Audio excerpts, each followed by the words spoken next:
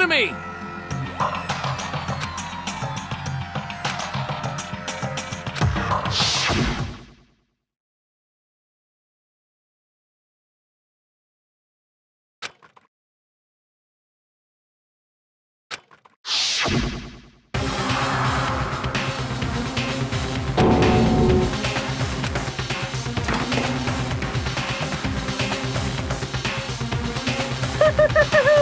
Is everyone here?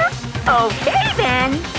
Please board the elevator in front of you, which will transport you to the courtroom, where all your fates will be decided. I'll meet you all down there. I'll be waiting.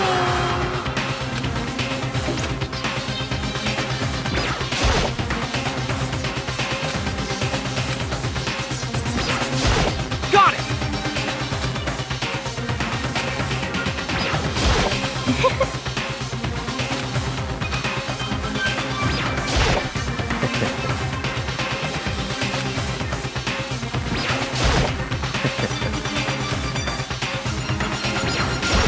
Hey! Impossible. You know?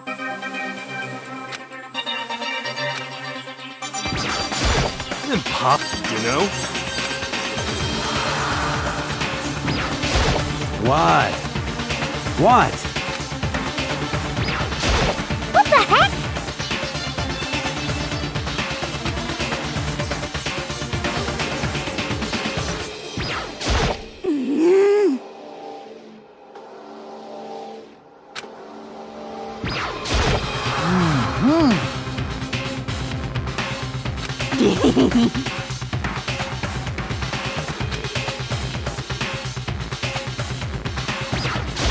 You know what I mean.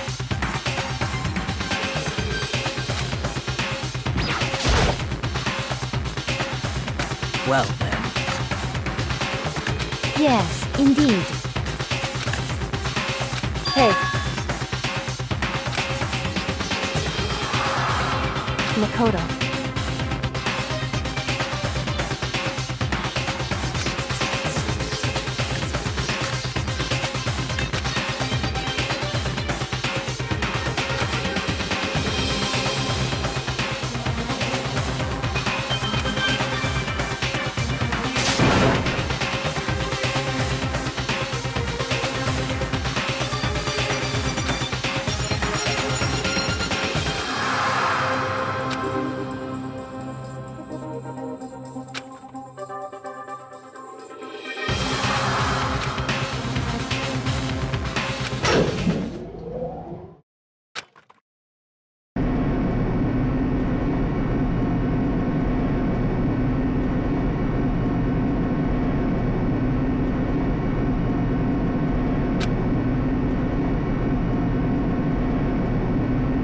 Oh!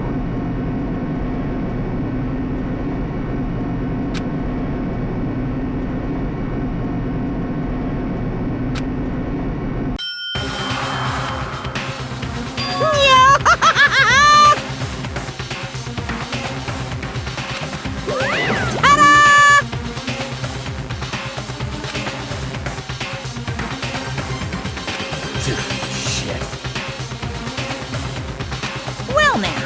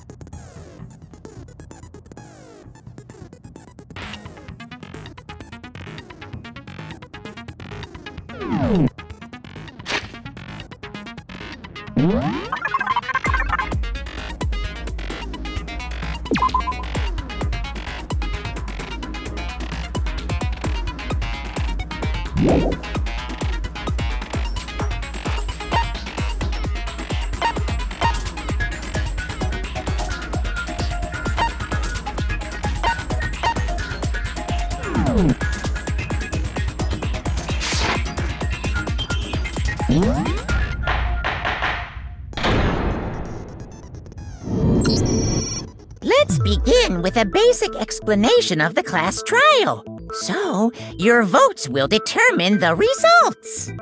If you can figure out who done it,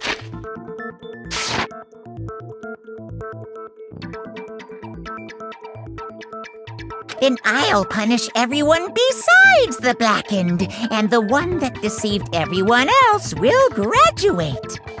And the killer really is one of us, right? Of course! Okay then. Everyone, close your eyes. And whoever did it, raise your hand. Don't be a goddamn idiot. Why the hell would they raise their hand? Before we move on and start the trial, can I ask a question real quick? What's going on with those pictures?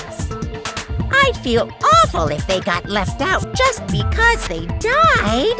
Friendship penetrates even death's barrier. Friendship penetrates? Okay, but what about that other empty seat? There were only 15 of us to begin with, so why are there 16 seats? Oh, no reason.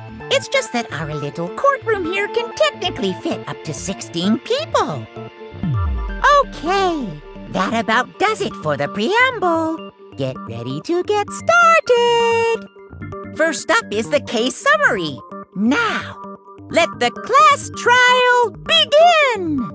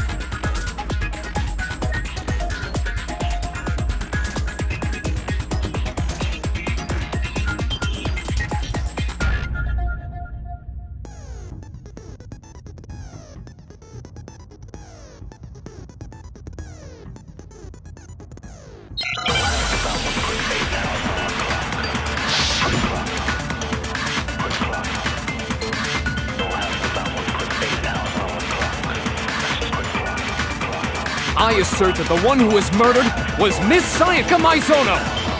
Yeah, we know that part already. And the murder took place in Makoto's room. In the bathroom. So it seems most likely that The killer must have taken her by surprise while she was in the bathroom. She didn't even have a chance to resist.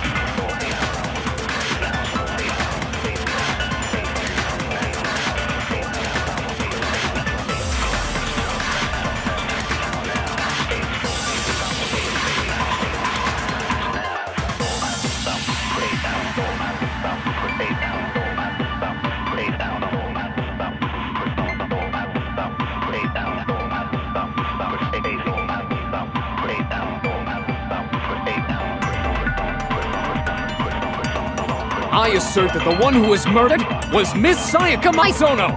And the murder took In the bathroom. So it seems the killer must have taken her by surprise while she was in the bathroom. She didn't even have a chance to resist. No, that's wrong!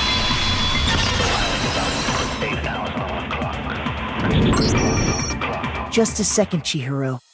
Try to remember how my room looked. With the way things had been damaged, I think we can definitely assume there was a struggle.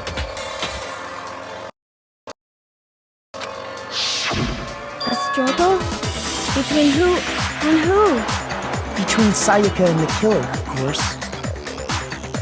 So you're saying Sayaka wasn't caught by surprise in the bathroom? She must have been attacked in the main room first. Then, she ran to the bathroom to try and hide. The killer followed her in, and that's where they finished the job. That much should have been obvious after taking one look at the scene. It shouldn't even need explaining. Sorry. Okay, so what's next? Next is the subject of the murder weapon. Wow, this is starting to sound like a real trial.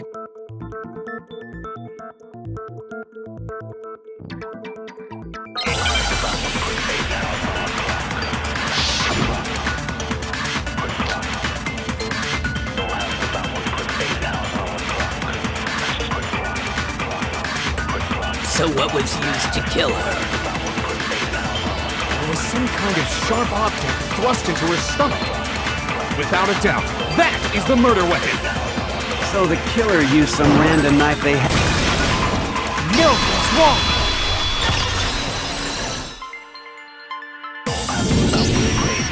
wrong! No. I do think it was a knife, but not just any knife. I'm almost positive it was a kitchen knife. Huh? A kitchen knife? After the murder, we discovered that one of the knives from the kitchen was missing. Which means that knife must be the murder weapon. Oh, yeah. I guess that makes sense. You could sort of see the weapon sticking out of her stomach. And if you look real close, I could totally see that being a kitchen knife.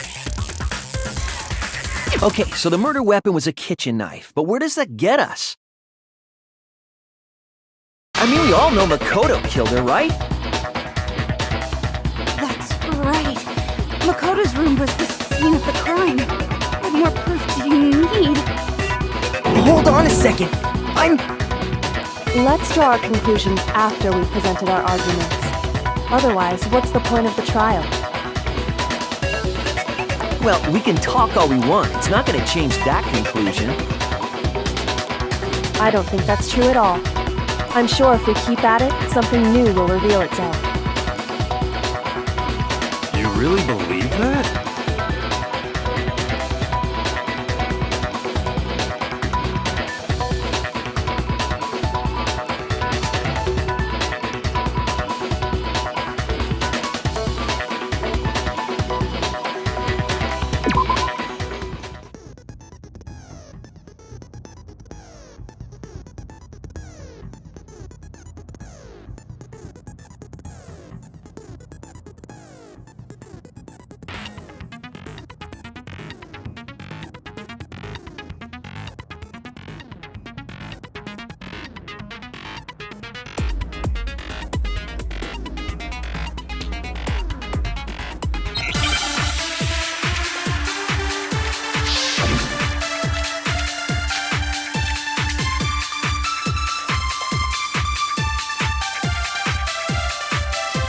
So I guess there's no question that the kitchen knife was the murder weapon.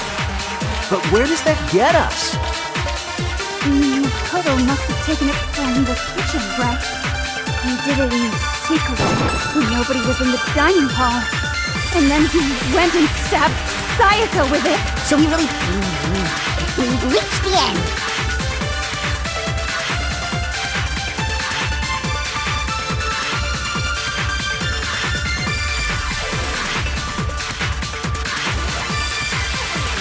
So I guess there's no question that the kitchen... But where does that... Makoto must have taken it from the... You did it in...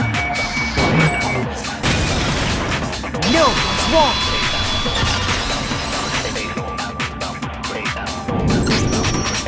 Okay, wait.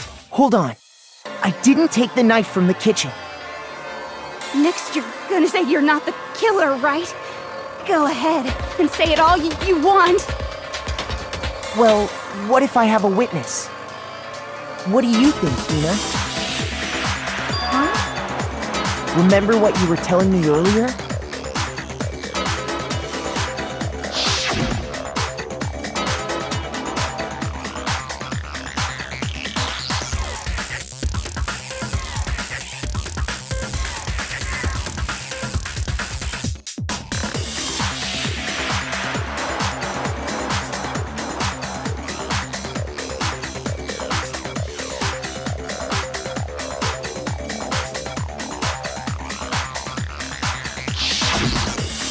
Just to be perfectly clear, the knife disappeared while you were in the dining hall, correct? Yeah, that's right. And at any point while you were there, did you ever see me come into the dining hall? No, I don't think so. You don't think so? No, he definitely wasn't there.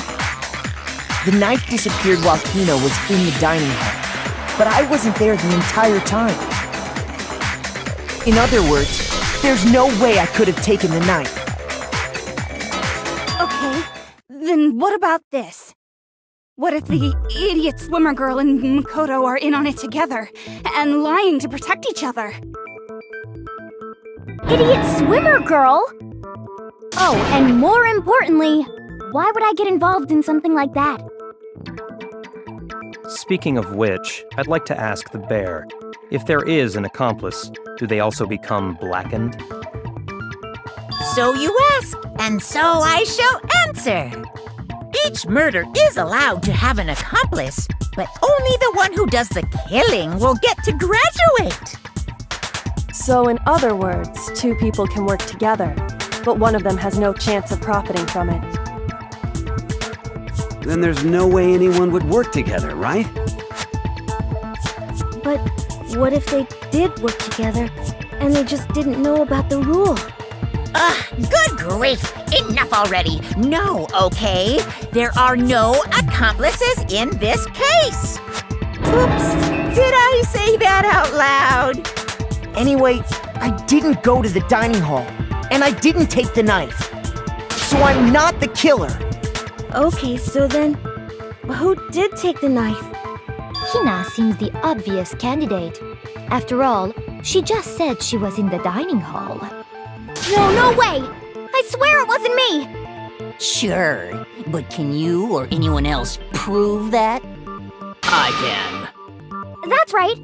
Sakura was with me the entire time I was drinking my tea. I hate to have to ask, but just to be sure, Sakura's... Me. Right. But then, couldn't either one of them have grabbed the knife? Actually, no. Because, well... Just spit it out already. I stayed in Hina's room last night. I got so scared thanks to those creepy videos. I wasn't really thinking, I just asked her to stay over. Which means we have airtight alibis. You stayed over? Doesn't that violate one of the school regulations? We're not allowed to sleep anywhere but the dorms, but it doesn't say we have to stay in our assigned room, so I don't think that's a problem. It is a problem! A boy and a girl spending the night together? It's unwholesome! But I'm a girl. You are? Oh my gosh, I'm so sorry! But if it wasn't either of you, then what other possibility is there? Actually, there is one other possibility. Right, Hina? Oh, yeah, that's true! One other person did come to the dining hall while we were there. Why didn't you say so in the first place? Well, because they're not here anymore. Sayaka. She's the one who came to the dining hall. And then later, she wound up dead. I got it! Then, Sayaka is the one who took the knife? That's the only possibility. And thinking back on it, she was acting kind of unusual. When she came into the dining hall, she didn't even look at us. She just went straight to the kitchen. As she left, she said she just wanted a drink of water. But most likely... And the person who took the knife was the victim herself! I'm sure she just took it for self-defense. So you're saying the knife she took was then taken from her, and she was killed with it? In that case, you may not have taken the knife, but you still could have killed her. What? See? He did do it after all! No! You're wrong! So, that's how you would twist the argument and send us all off in the wrong direction? You possess a most terrifying talent.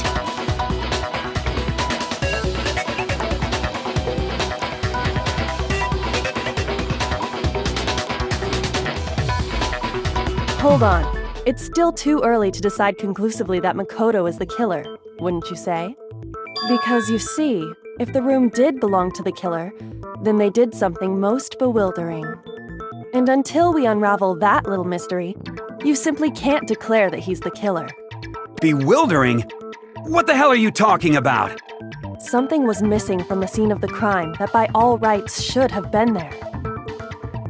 You know what I'm talking about, don't you?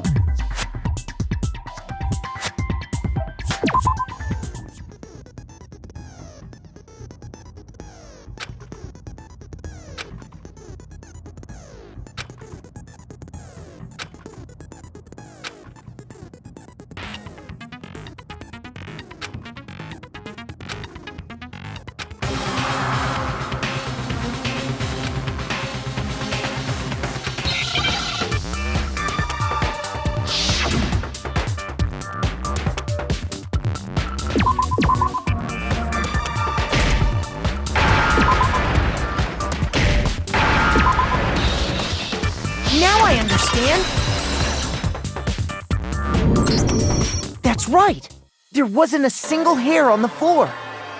So, the culprit removed some evidence? Yes, and if I were the culprit, why would I need to get rid of all the hair in my own room? It wouldn't be unusual at all to find my hair at the crime scene if the crime scene is in my room. The reason all the hair was gone was to remove any trace that Sayaka had ever been there. That makes sense, does it not? No. If that were the case, they would have had to do something about the body itself, not just her hair. Ha ha ha! Yes, very true, very true! Okay, then why wasn't there any hair on the ground? The killer got rid of it all, of course, to remove any trace that they had ever been there. Then that means... Precisely. It's simply beyond reason to believe that the room's owner and the killer are one and the same. Then, Makoto isn't the culprit? Are you sure we can decide something so important based solely on the absence of some hair? No. There are other reasons that prove why Makoto couldn't have done it. I would like to hear these reasons. Do you remember anything remarkable about the bathroom at the scene?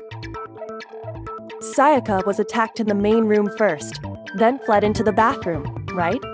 Yeah, then they ran after her, got into the bathroom, and stabbed her. And how did the killer get into the bathroom? Did they have any trouble with it? What do you mean? It's fairly certain that the killer had some trouble getting into the bathroom. There was clear evidence left behind. Do you remember, Makoto?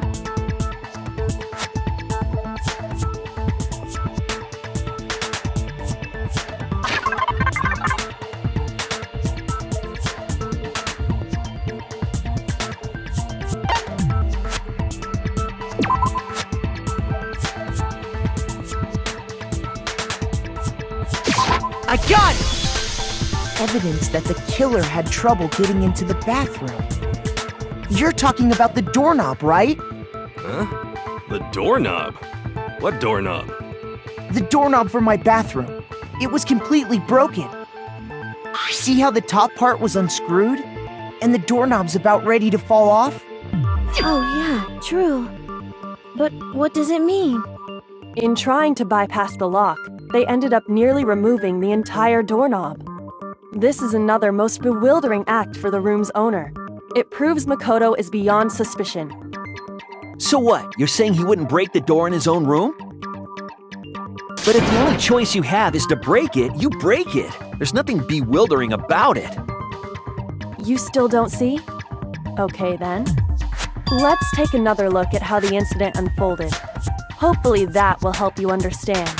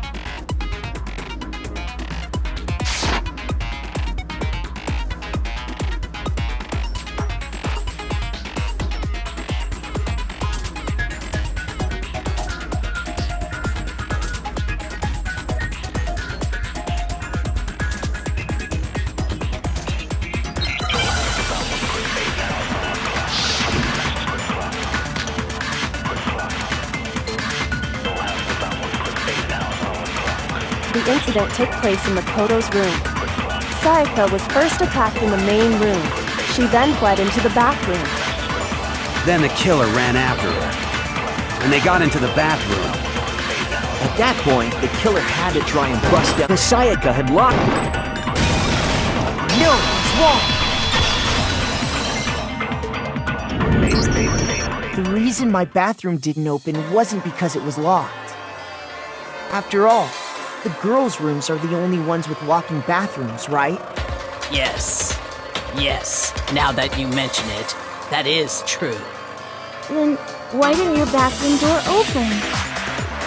Because it was stuck. Huh? What are you talking about? My bathroom door doesn't fit in the frame quite right. Monokuma over there can testify to that. Yup, true as true can be. But you know, you're supposed to be the ultimate lucky student, right? But to have such a cruddy door... That's not lucky at all! So the reason the door didn't open was just because it was stuck. But the killer didn't know that and assumed it was locked. So they tore apart the doorknob to get in. Okay, but then why would the killer even think the door was locked in the first place? Everyone should have known you can't lock any of the boys' bathrooms. The killer could easily make that mistake, thanks to one important detail about the scene of the crime.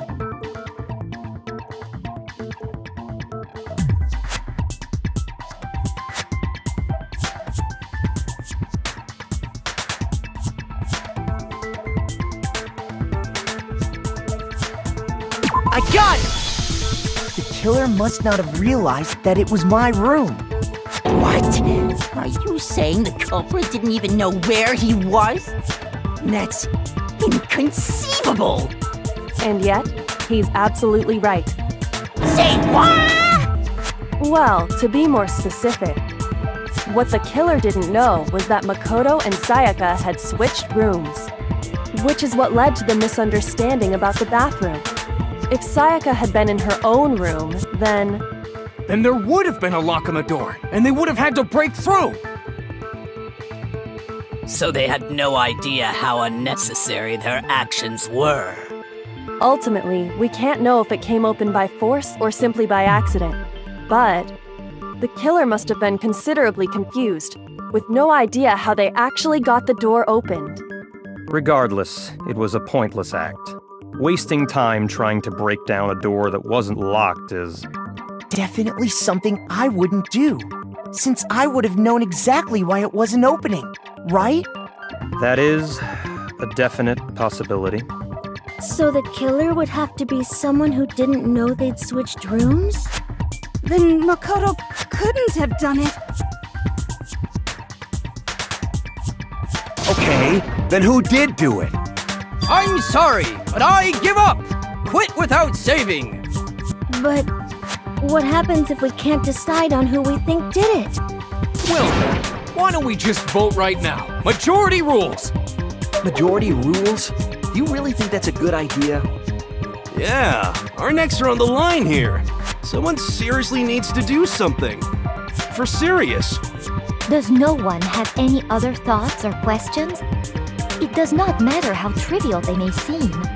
Oh, as a matter of fact, I do have one question. Oh, you... You don't gotta sound so disappointed. It's fine, it's fine. Just ask your question. Oh yeah. Okay, so, well, I was just wondering, how did the culprit get into Makoto's room in the first place? Yes. How did the killer get inside? Maybe Sayaka just dropped the key somewhere and the culprit picked it up. That's possible, right? I don't think so. That seems way too convenient. Then... maybe someone picked the lock? Negative! If you remember, Monokuma made it quite clear that the locks are all unpickable. Fine. How about this? The killer got in the easy way. They could have knocked and said they wanted to talk or something, and Ms. Maizono just let him in. No, that can't be it either. Oh, trying to argue against me? Sounds like someone doesn't know his place. Hello? Why exactly can't that be it?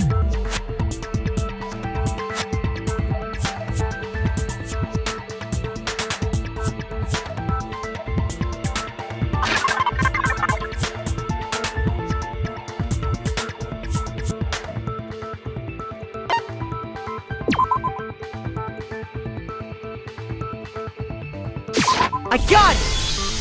Because Sayaka was already scared, remember? That's why she asked me to switch rooms in the first place.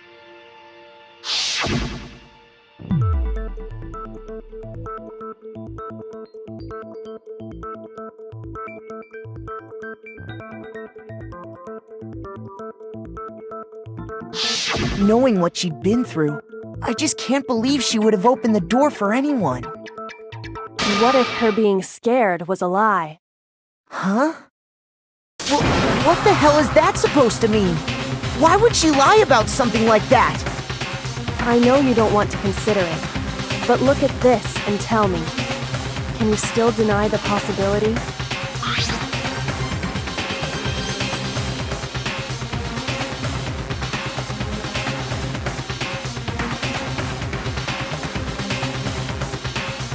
I found a notepad during my search, and I shaded in the top sheet with a pencil. And these are the words that appeared. Oh man! I've totally seen people do that on detective shows. When you write, it can leave an imprint. Sketch over the next sheet of paper, and you can see the words. When I saw that, I was like, holy crap! I better make sure I rip the paper out before I use it from now on. It's a pretty old-fashioned technique, but even the classics can be surprisingly useful sometimes. Oh, and I should also mention, I found the notepad on the desk in Makoto's room. Huh? Which means only someone who had been in Makoto's room before the incident could have written it. Then either it was Makoto who lived there, or Sayaka who switched rooms for a single night. So, Makoto, did you write this? No, I didn't. But of course you didn't, because the note also bears a perfectly legible signature. Sayaka's signature.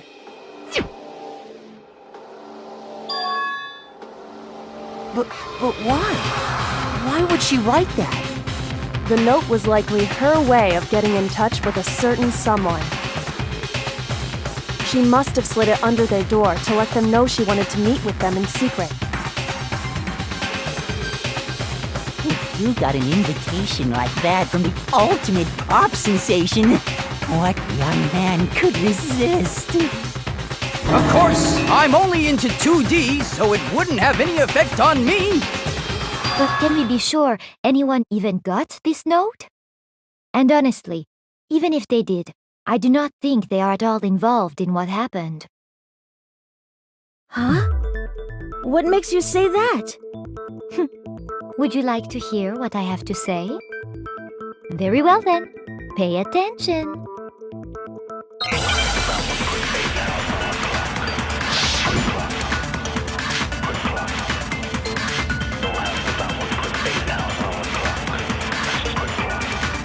Sayaka and Makoto switched rooms, correct?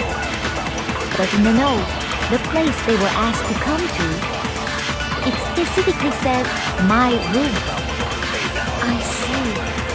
So if someone read that, then they would have got exactly the room that Makoto... So in other words, even if some... they would not have... It certainly would seem that way.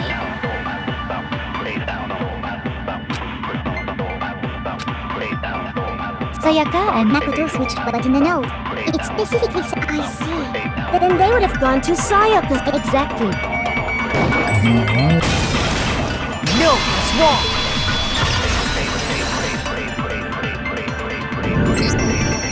The nameplates on Mai and Sayaka's rooms got switched. They got switched? That's right. The nameplates got switched, just like the rooms themselves. As a result, the nameplate on Sayaka's room actually had Makoto's name. And the nameplate on Makoto's room had Sayaka's. So what you're saying is, the room Sayaka was staying in was actually marked as her room. Then, if someone did do what the note said, they would end up at Makoto's room where Sayaka was. Plus, their rooms are right next to each other, so switching the nameplates would be no problem. And the one who switched the names was... Well, of course it wasn't you, right, Makoto? Right? Okay, then who did it?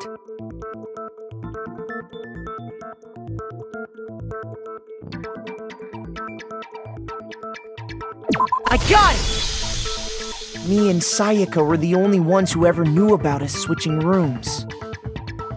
So the only other person besides me who would even know to switch the nameplates was Sayaka. You can also infer as much from her note.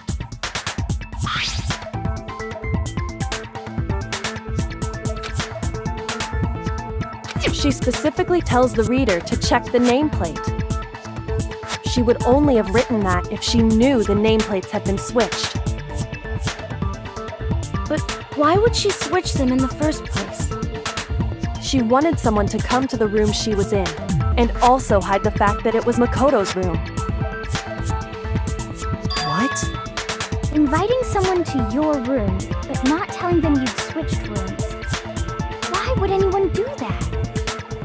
To understand that, we first need to understand what happened after she invited the person into the room.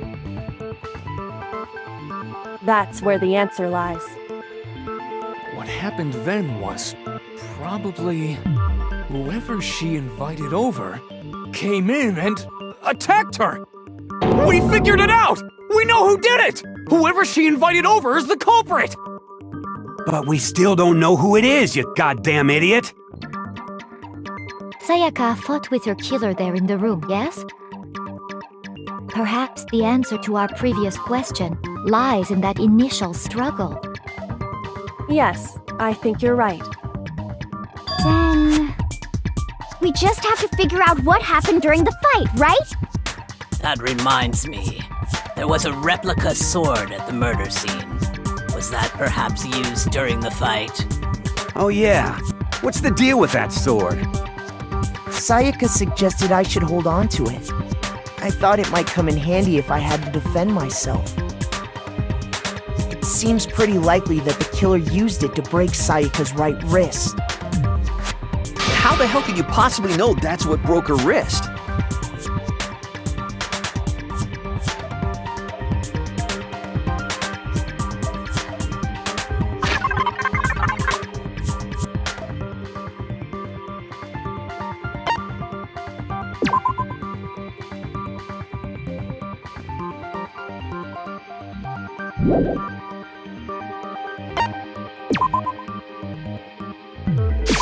I got it! All you have to do is take a good look at her broken wrist, and it should become pretty clear. Right there where her wrist is all swollen, there's something glittery there. See? Is that gold? It sure is. Specifically, the gold coating from the replica sword. You barely have to touch that stuff, and it'll stick right to you. And there's some on her wrist because... I got it! Because she got hit with the sword, right there on her wrist! I see. And so the truth draws ever closer. All right, then it's about time to solve this mystery.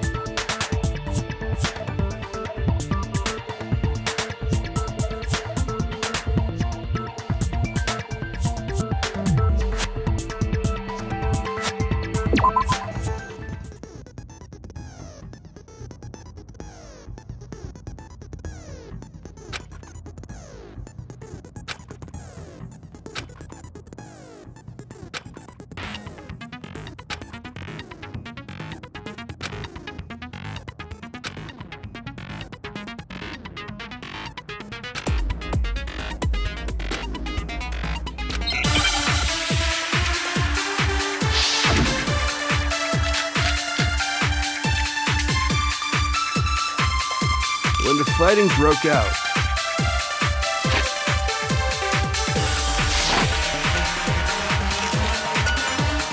and that's when the first blow was dealt. A sword-based sneak attack. No, it's wrong.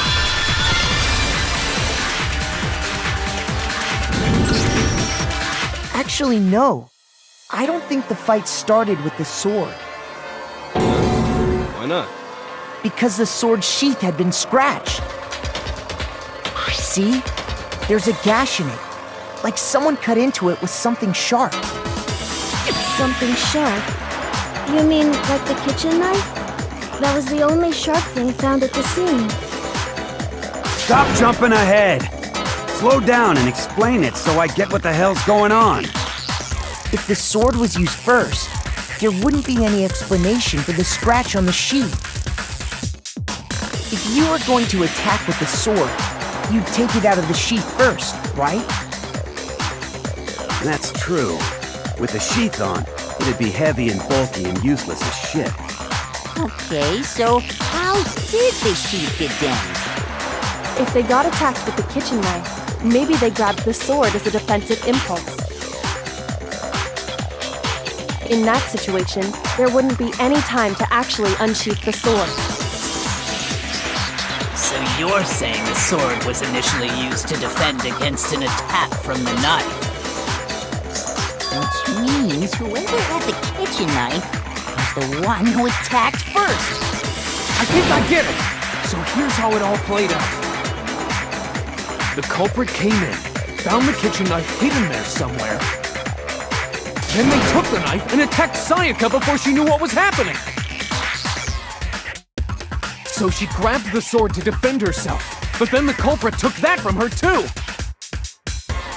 Then, after they broke her wrist with the sword, they took the knife and finished it. Sorry, but I don't think Sayaka used the sword to defend herself. What? How the hell can you not think that? Because she never held the sword at all. There's a certain part of her body that makes this clear.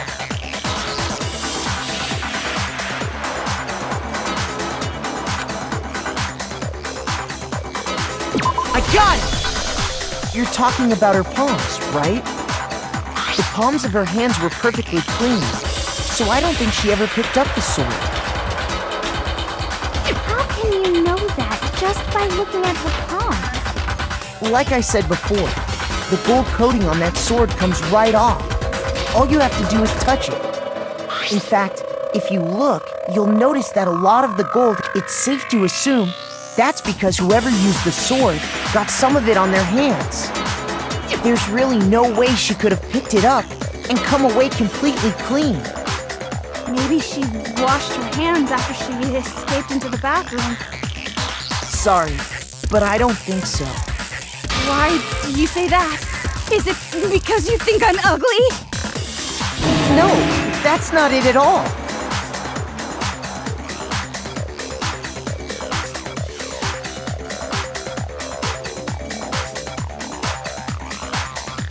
I got it!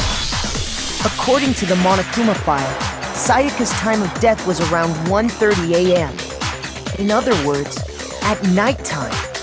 And the water in the bathroom shuts off at nighttime, right? Oh, I didn't notice. Actually, I haven't taken a shower. Oh my. You're no different. You smell like a big fat ugly donkey. I'm not sure whether to take that as an insult or a compliment. An insult, obviously. So anyway, if Sayaka never touched the sword, then that means the killer is the only one who used the sword. But hold on. If that's right, then the one who damaged the sheet with the kitchen knife was... I got it! Sayaka? She had the kitchen knife? But we already said that the attack started with... The person with the knife attacked first, and the sword was used as an impromptu defense. Then the one who attacked first was... Sayaka? Now do you understand? She wasn't a blameless victim in this. No, far from it. It's almost as if she'd been planning to commit a murder of her own. She took the knife from the kitchen, then invited the culprit to the room she was staying in. And if it's true that she had the kitchen knife and attacked without provocation... Indeed. These are all the actions of an assailant. Which brings up another point. Makoto, Sayaka was the one who suggested you two switch rooms, correct? Maybe the reason she wanted to switch rooms was so that she could pin the crime on you. That is a possibility, is it not? Sayaka wanted to... on me? That would also explain why she would switch the nameplates. She wanted to get whoever she had targeted to come to Makoto's room where she was staying. And by committing the murder there, instead of her room, that would implicate Makoto. But for that to work, the target had to be lured out while still keeping the room swap a secret. If the target knew she had switched rooms, they would have become suspicious right away. So all that's why she switched the names? But doesn't that plan seem a little risky? For one thing, even if her plan worked, Mr. Naegi would just tell everyone they'd switched rooms. I don't know. I'm not sure our soft-hearted Makoto is capable of that kind of cutthroat behavior. I'm sure Sayaka realized the same thing, which is why out of all of us, she asked him to switch rooms. Plus, she was the ultimate pop sensation. A totally forgettable kid. Or a national superstar. Who are you more likely to believe? Wait, then you're saying she had this all planned out? Holy shit! But in the end, her plan backfired. She launched her attack with the knife, then found herself under attack in turn. That must be when her wrist got broken, and she was forced to drop the knife. The tables were suddenly turned on her, and she died at the hands of the one she'd planned to murder. Just hold on! That can't be true! Because... Hey! You guys have totally derailed the argument!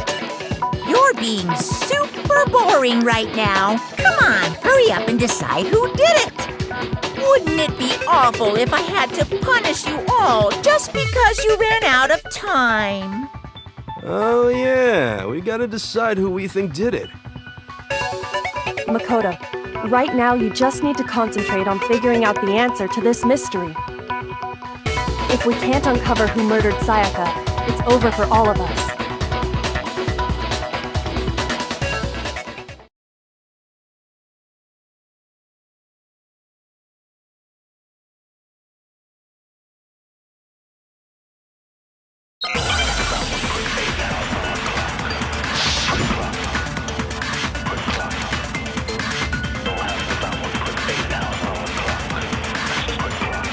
It's easy just to say, hey, decide who did it.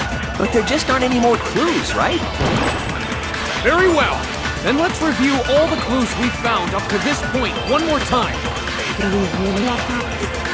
don't do something! We're all gonna die!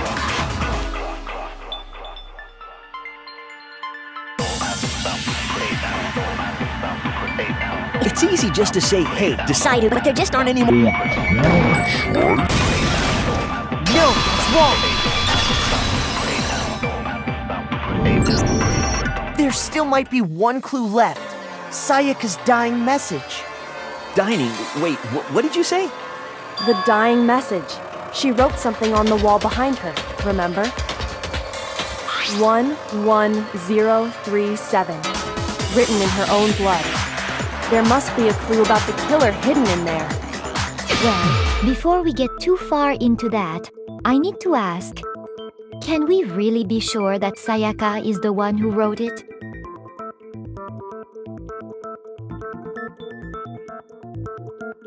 I got it! Her left index finger had blood on it. That could only be because she used that finger to write the message. I see. She broke her right wrist during the fight, so she'd have to use her left hand to write. Sure, I think we can all agree Sayaka wrote it. But still, what the heck do those numbers mean? 11037? Hey, Chihiro. You're a computer nerd or whatever, right? You should know all about numbers and shit. No, that's not... Yes, I'm a programmer, but I don't see any kind of meaning in these numbers. Of course. It's because they're not numbers. Oh! Yeah, it looks like... Huh? What? What? No, it's just... look at the numbers, assuming they're not numbers. Don't these first two, 1-1, look less like two numbers and more like one letter? Ah, you're right. The connecting line is barely there, so I assumed it was 1-1, but looking at it now, you could also read it as an N.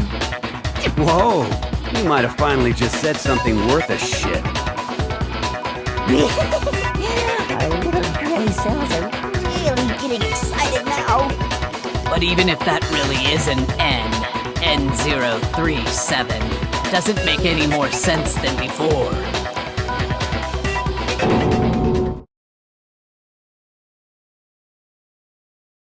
Rotate the image 180 degrees.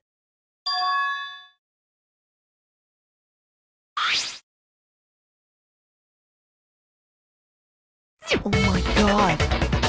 Now I see. She wrote down the killer's name. Huh? You just shot past the clue part and right onto who did it. So, whose name did she write?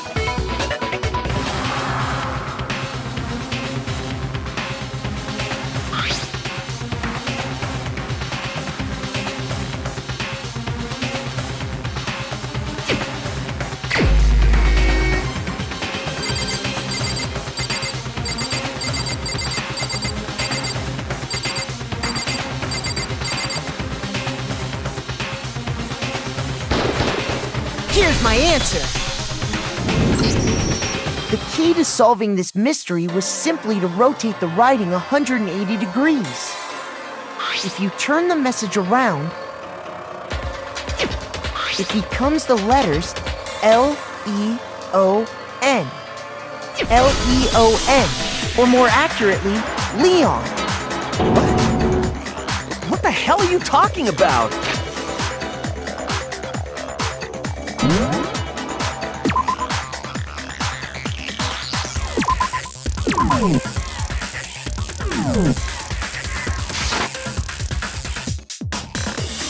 It's just a bunch of random squiggles that happen to look like my name. No, it's not random at all. She wrote that message on the wall behind her as she was leaning up against it. In that position, she couldn't move to write normally, and had to write upside down, as it were. And as a result, when you look at it standing in front of her, it ends up getting flipped. Try it for yourself if you want. Write something sitting like her, and the letters will be inverted.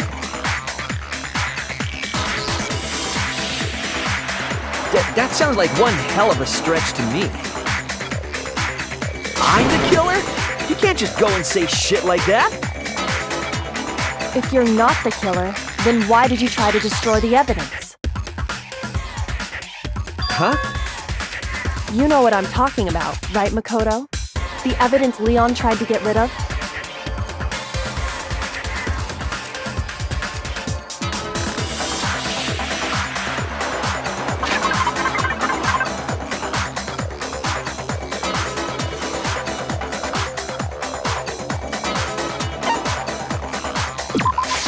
I got it!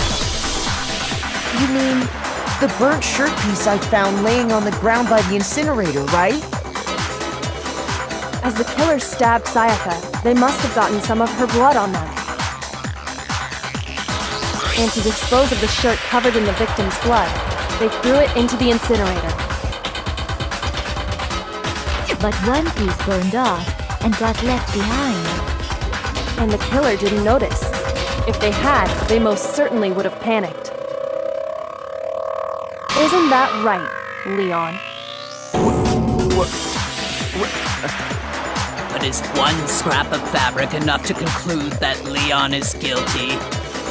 Yeah, I mean, Leon's not the only one wearing a white button-up. That's right! There are plenty of other people here with shirts like mine. With just that one little charred piece, there's no way you can say for sure who it belongs to. You're right. That alone isn't enough. But there are some other points that may reveal the truth. Are you finally starting to understand? The answers to all the riddles are right here. Yeah, I think so.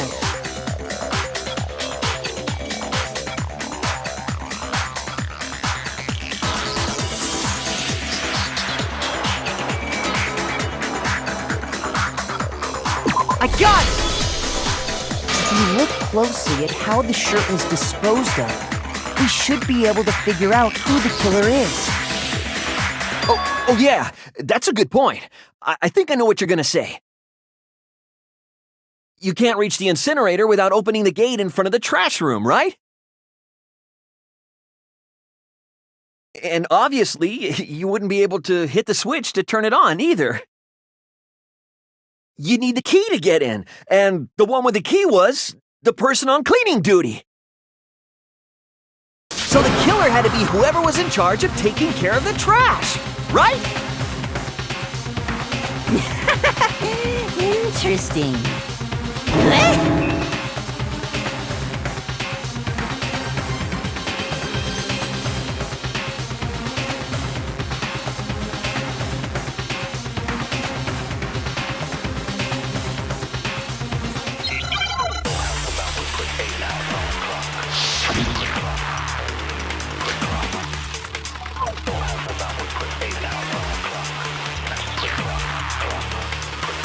The key to the trash room. Whoever was on cleaning duty must have had it, right? So the only one who could get to the incinerator was... And you'd have to get close to the incinerator in order to destroy the which means the only possible suspect is whoever... Okay, so... Huh?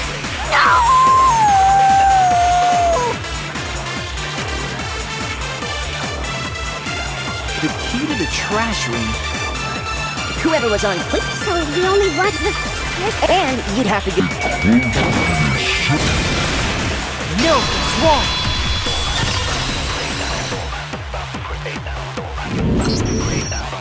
Hold on. I think I know how someone could dispose of the evidence without using the trash room key. But if you can't get past the gate, you couldn't possibly turn on the incinerator, could you? Yes, you could. If you used this. What is it, some kind of glass ball? It's busted to hell. Actually, it was supposed to be a crystal ball, but, But how would you use it? I got it! The killer simply took aim at the incinerator switch and threw the ball through a gap in the gate. All they had to do was hit that switch, and the incinerator would come to life. Going through that gap in the gate? Remember what you said before, Hifumi?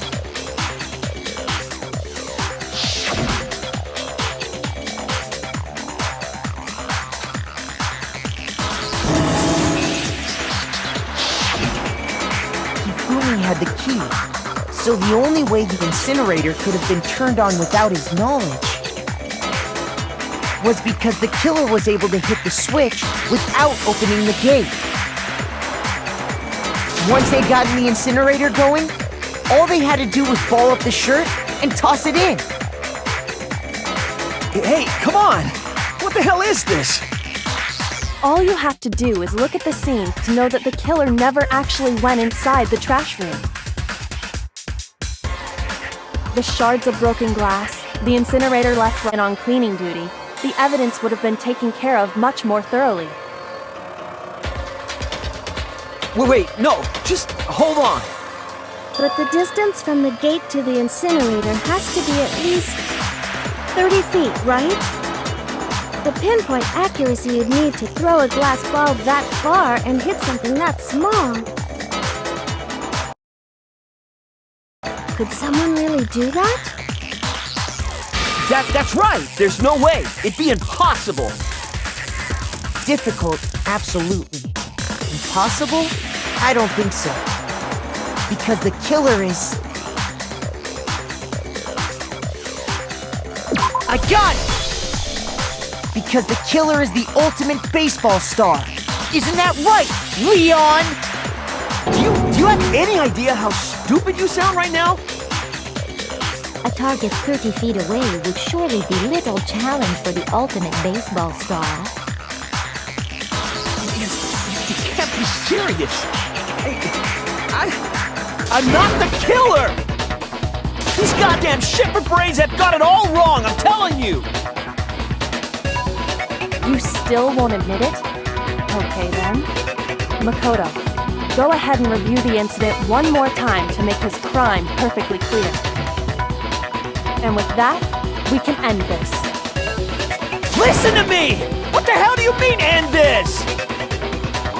Say what you want, Leon.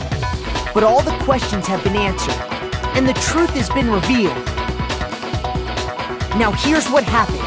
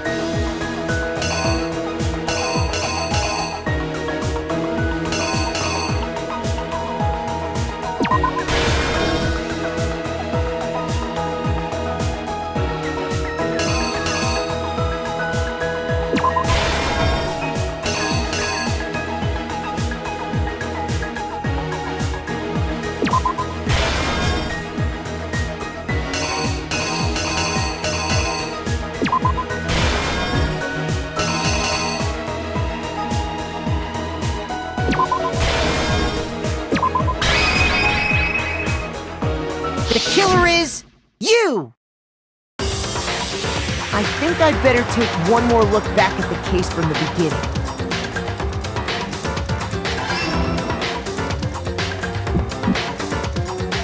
Last night, the killer went to the room Sayaka was in.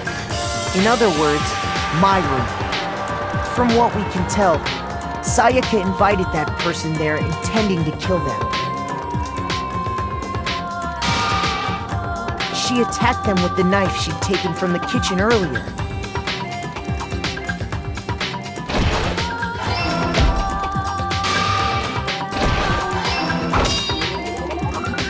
But then something happened that she wasn't prepared for. They grabbed the fake sword I put in my room and fought back. During the struggle, a strike from the sword broke Sayaka's right wrist.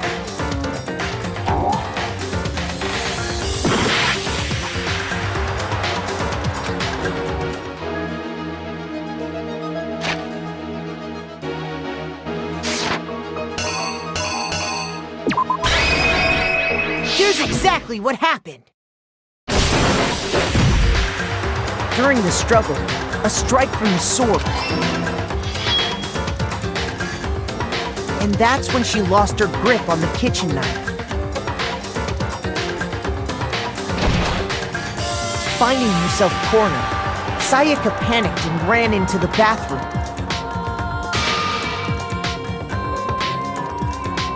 The killer went after her. What they didn't know was that my bathroom door got stuck easily, and there was a trick to opening it. Sayaka knew about that because I told her, but of course the killer had no way of knowing.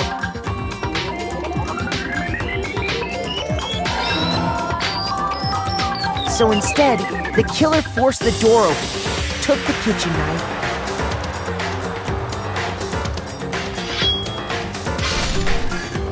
and stabbed Sayaka.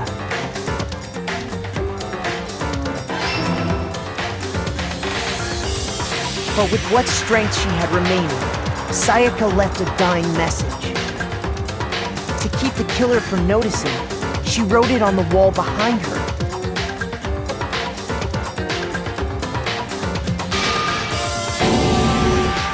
And with that, all her strength was gone. With Sayaka dead, the killer quickly began destroying the evidence. First, they took off their shirt, which was covered in their victim's blood.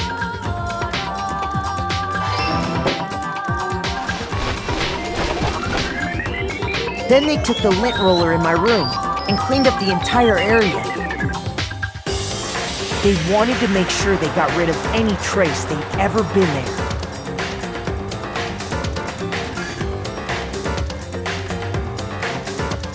Afterwards, the killer headed to the trash room to destroy their bloody shirt. They tried to burn the shirt using the incinerator there. But the trash room was blocked off by an especially sturdy gate, preventing access to the incinerator. So they came up with a plan to use Hiro's crystal ball, which he'd left in the laundry room. The killer managed to throw the ball through the gap in the gate and hit the incinerator switch. For any normal person, that'd be an impossible throw, but the killer had the confidence to take a shot. And that's because the killer was the ultimate baseball star. The crystal ball, thrown with absolute precision, hit the switch on the incinerator, which then quickly roared to life.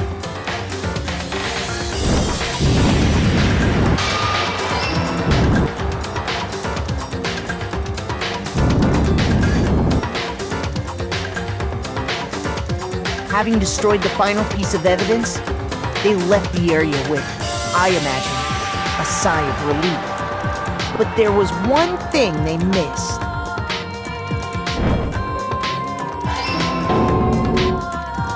Part of the shirt they'd thrown into the fire burnt away and fell out of the incinerator. The killer didn't notice this, and so left behind a piece of indisputable evidence.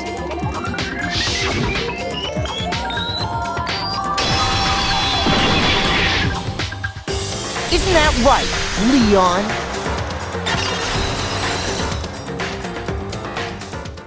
It would appear that Hiro simply forgot his crystal ball in the laundry room. You went there to try and wash the blood out of your shirt, and that's where you saw it, right? Seeing the ball, you thought of a way to take care of everything. So, Leon, do you object to anything that's been said? Do I object? Hell yes, I object! Of course I do! I object! I object! I object! I mean, all of this is just a bunch of stupid theories! You need evidence! Where's the evidence? Without evidence, it's all bullshit! It's bullshit and I refuse to acknowledge it! Well then, I guess this is as good a time as any to present the evidence that proves you did it. Makoto, I believe you're in possession of that evidence.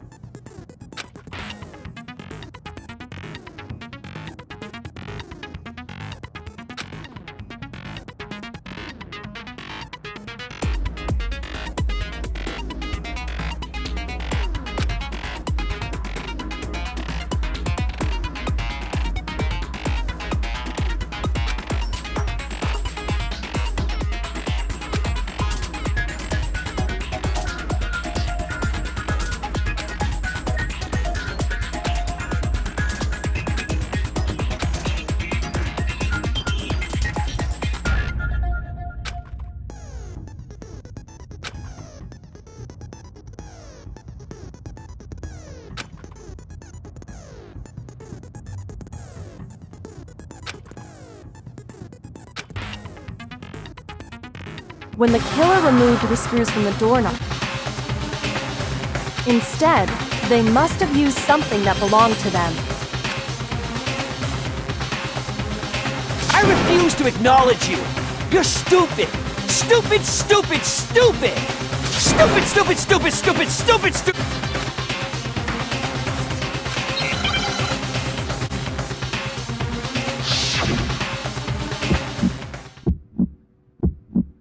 Where's your proof? You kidding me? Not a chance! It wasn't me! Stupid! You lied! Shut up! You kidding me? Not a chance! You lied! Where's your proof? You kidding me? Not a chance! It wasn't me! Stupid! You lied! Shut up! You kidding me? Not a chance! You lied! Shut up! Where's your proof? You kidding me? Not a chance! Where's your proof? This should prove it!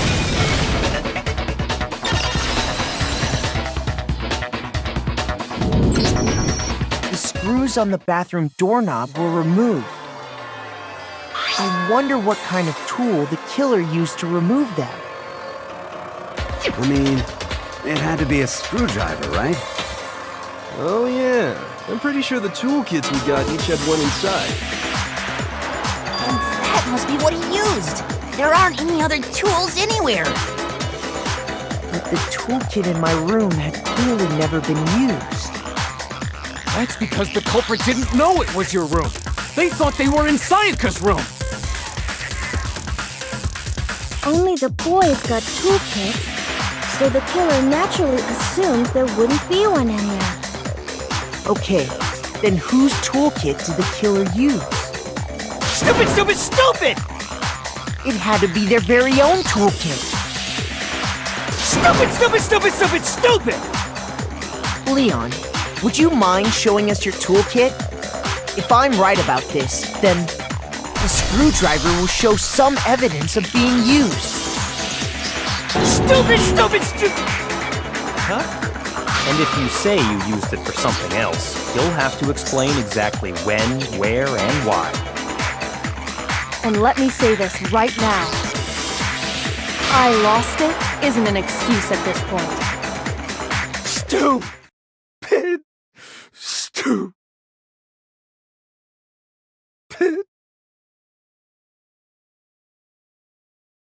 So, you have no rebuttal? Then it would seem we are finished here.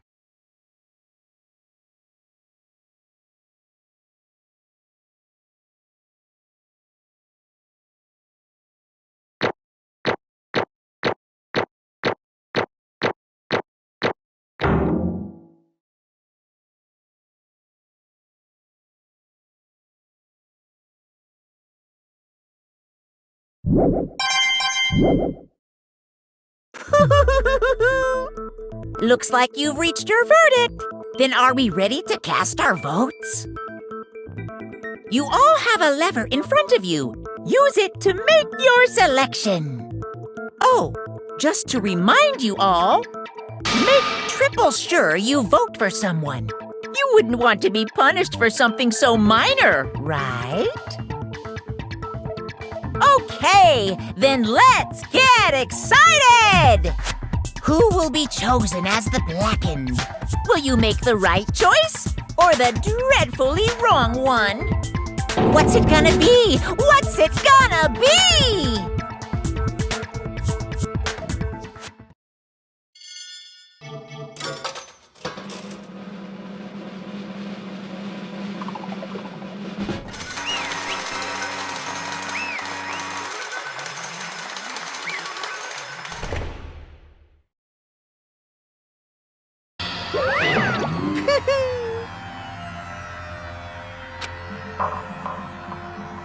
Yahoo!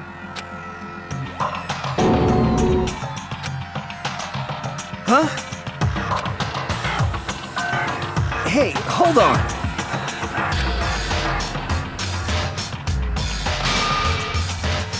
But... You son of a bitch! I didn't have a choice. So, that's why... None of you are any different!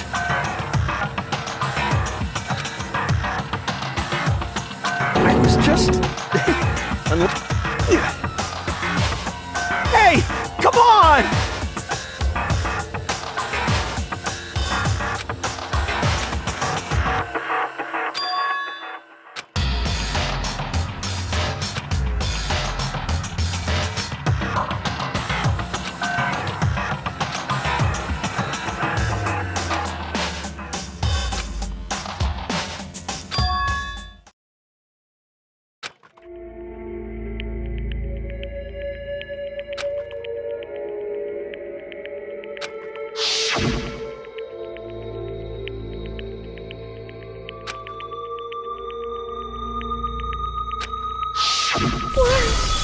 Why?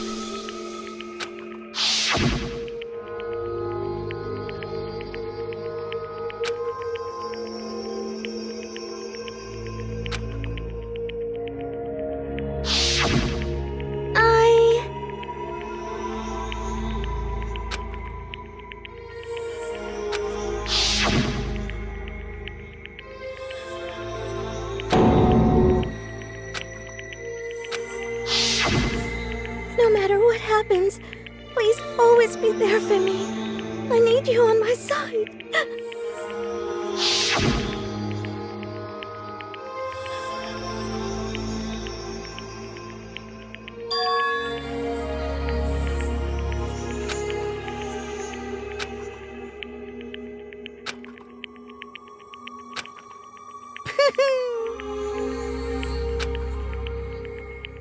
Ba-bum, ba-bum.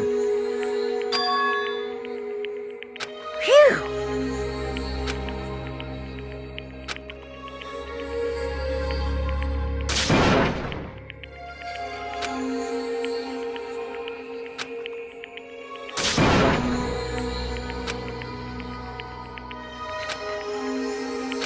That's enough.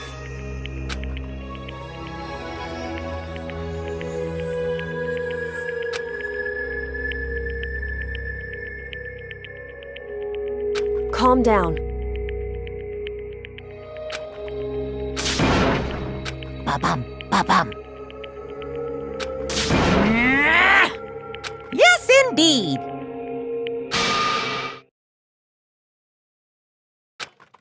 Punishment? You mean execution? Wait a second! Yeah, that's it. Is that okay?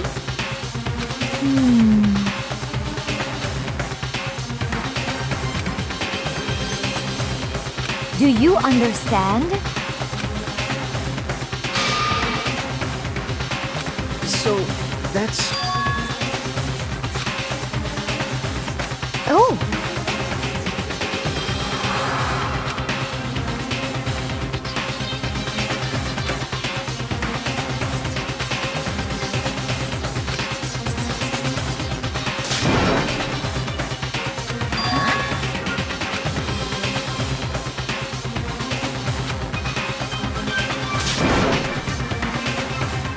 Unbelievable.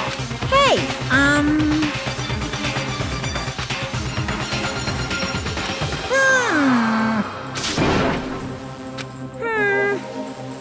Grills, chills, kick! I'm begging you! Please, don't do this! Hey, come on now. Stop! Please! Now then, I've prepared a very special punishment. No, no,